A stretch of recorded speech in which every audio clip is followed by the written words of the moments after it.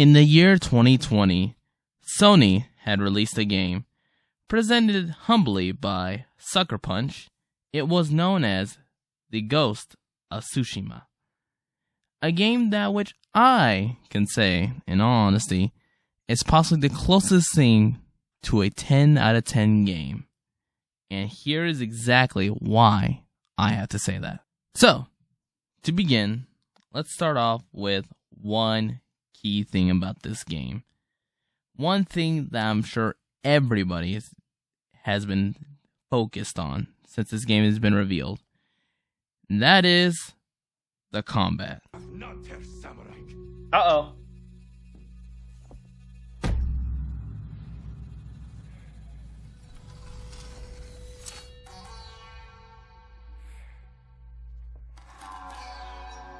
Just letting you know your God has arrived.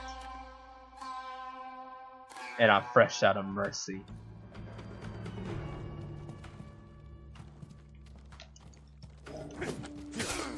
Rest in peace.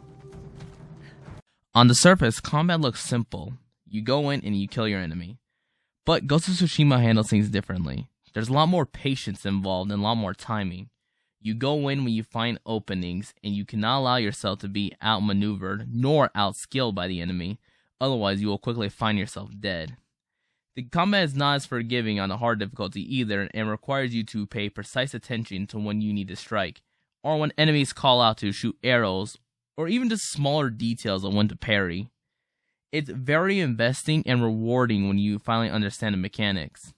It's not like your average action game where you need to rush in and do the quickest combo possible, but rather find the best way to attack the large group of enemies, as the game will make it plain to you that you are not an average samurai, but rather someone who's bending the rules in order to fight back.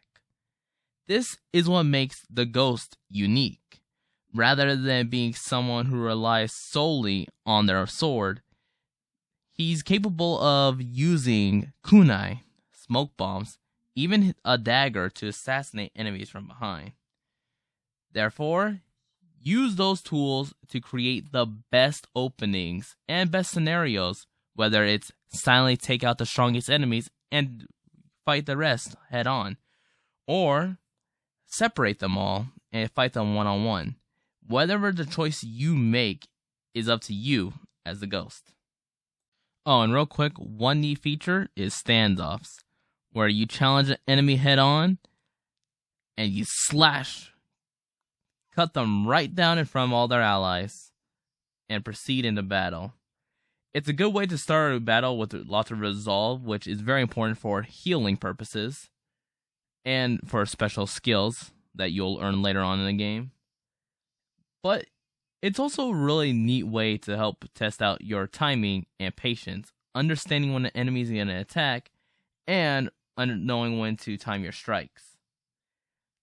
Other tools such as bows and arrows are also available for long-range attacks, and they're very helpful for picking enemies off quietly from afar. You'll of course get upgrades to those individually as well. There's many different ways to approach combat in this game, and I think all of them are very unique in their own regard. But know this, very early on in battle, you will be experiencing death a lot, especially if you're playing on the harder difficulties. A lot of times it's just you getting used to the actual game's mechanics, as well as getting used to how minimalistic the UI can be.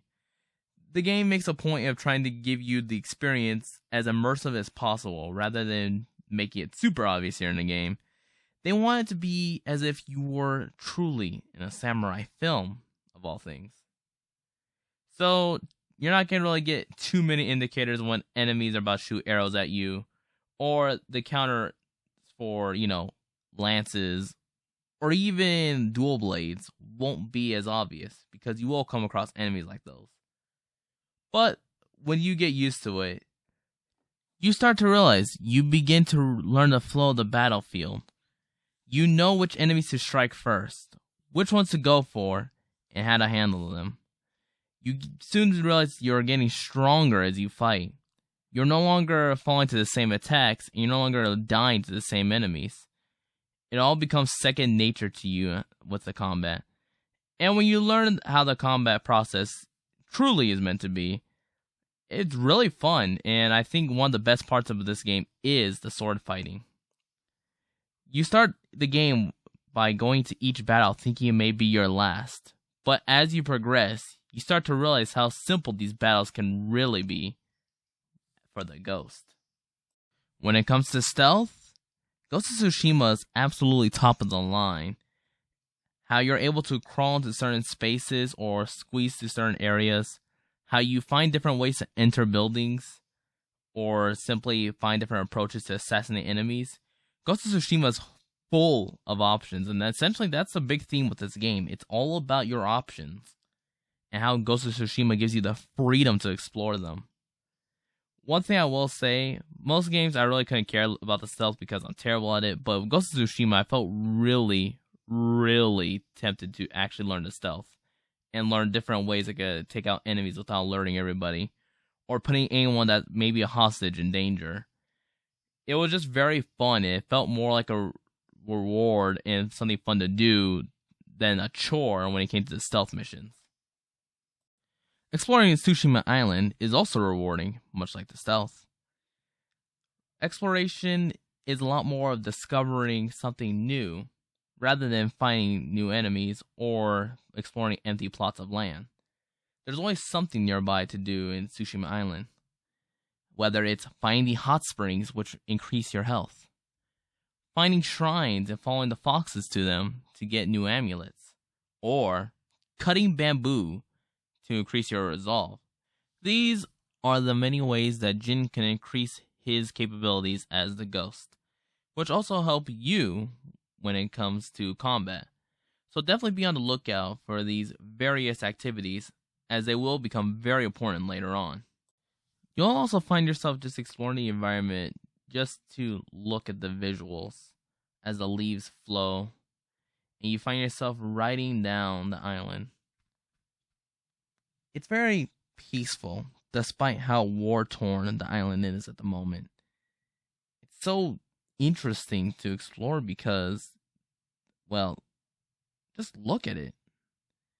See for yourself what I mean.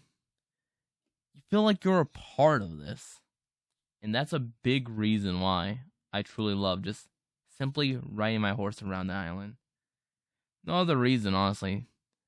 Just to be able to be a part of all this right here. I know I'm talking about a lot about it, but I mean, trust me, when you're playing the game, you go through all this, you'll see for yourself what I mean. My long exploration rant aside, there is one other thing to talk about. The story. Ghost of Tsushima's narrative is, well, it's really good. It's about a samurai named Jin Sakai, who must take back the islands of Tsushima from Khotan Khan and the Mongols. But the samurai methods are not working, and Jin must work outside of them. He must break his code of honor and become the Ghost of Tsushima. And this story is divided into 3 acts, each one having a beginning, middle, and end to each act as if it were its own chapter of a book. But overall, the narrative is engaging, and the story is actually really investing. The only issues you'll have is when the side quests in between drag a bit.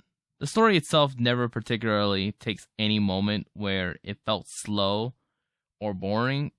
It's honestly engaging. But of course, some people may want to do other activities, which are the side quests, which have their own story arcs. These side stories often have their own tales that relate to Jin and another character, such as Goemon Ishikawa or other characters you'll meet along the way. Majority of these consist of 3 to 9 parts. That's right, these stories are actually going to be very investing, and while 9 seems very intimidating at first, how these stories are split up between the different acts will lessen the load. So don't worry, you will not be required to do all 9 storylines at once. If that was a worry, of course. Other than that, the story arcs have very satisfying conclusions for each of the characters, but I will admit some left room for more. And I think that's the best way to describe it without going into too spoiler territory. So apologies if it seemed like I was struggling to find words there. It was only because I don't want to give away what these stories are. Not that they're super important or anything, but it was something that it was interesting to experience for the first time. I had no idea what to expect from these characters, but I will say their stories do relate to what is happening around the main island a lot, and how that plays into their personalities you see throughout the game. It's really interesting because it shows the effect of the mainline story is having an effect on these characters as well. And for some characters, the main story doesn't really affect their current arcs, but it relates very interwovenly in a way. And you'll see that for certain characters. But overall, I'd say these side stories are quite interesting, but the number of side quests you have to do to complete them is going to be intimidating at first. That is a given. Also, majority of the cutscenes are really great to look at. That is due to the fact that this game's whole inspiration were samurai movies, so you'll expect to see a lot of great cutscenes and shots, and the music, and I mean the music, just fits those scenarios. Makes you really feel as if you were in a samurai movie. Of course, majority of the action scenes are done by you, the player. So you basically get to provide all the cool sword fights that you see in those movies. It's kind of a cool concept on paper, and a great concept when performed. Overall, I think it's a really unique idea, and I'm hoping that this isn't something that is a one-off thing that they do, because personally, it was a great experience to be a part of this movie that plays out like a video game. Oh, and the voice acting's nothing to scoff at either. Majority of the cast have actually done the motion capture for these characters as well, so it's pretty cool. And Jin's voice actor sounds great, by the way. I'm sorry about Lord Shimura. He was a good man. He's alive. Taken captive by the Mongols. Then there's hope. That's why I've come. Help me save him. I can't. My student is missing. A skilled archer. will I have a got look. this. Then you can both help me free Lord Shimura.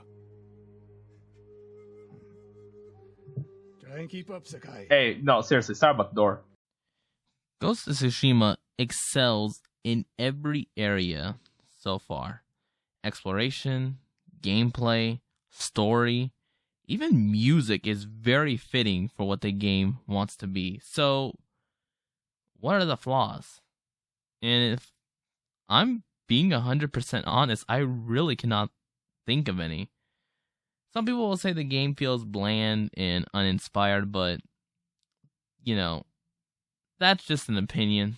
And in my opinion, this game is actually one of the greatest things we have. It truly feels as if it accomplishes what the goal was. Create a game that makes you feel as if you were in a samurai film. It does this and goes beyond, creating an experience that I personally think is better than a lot of other games with stealth elements that I played. So, what does this all mean? For me, I'd say that Ghost of Tsushima was a near perfect experience in a video game.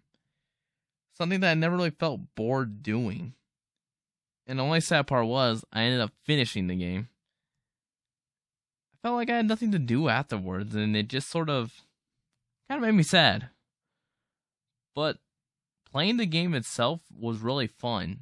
Getting the upgrades, becoming stronger, and just overall, the growth you go through in this game was rewarding. It was fun, and it felt like there was just an experience to be had. Other than that, I have really nothing else to say about this game. At the time of this recording, I've decided to go ahead and give Ghost of Tsushima a perfect 10 out of 10. Now, I know, earlier I said that it was a near 10 out of 10, but in all honesty, I can't think of anything that this game was trying to do that it failed to do, or was even missing. All elements seem to have been present and accountable when it came to Ghost of Tsushima. And overall, it was just a deep investing experience that I felt was really unique. Some people may argue it was bland, and everyone's entitled to their own opinion. And for me, this game truly was 10 out of 10. Other than that, I can't see any other reason why it should be anything less. And overall, I had such a good time with this game that I may end up doing a replay myself. At the moment of this recording, Ghost of Tsushima did earn 8 million copies in sales, and let me just say, congratulations. Any game that reaches over 8 million copies is a complete success in my opinion, and this game is no exception. Other than that, that's all I gotta say. I will see you all next time, and thank you for watching my review on Ghost of Tsushima.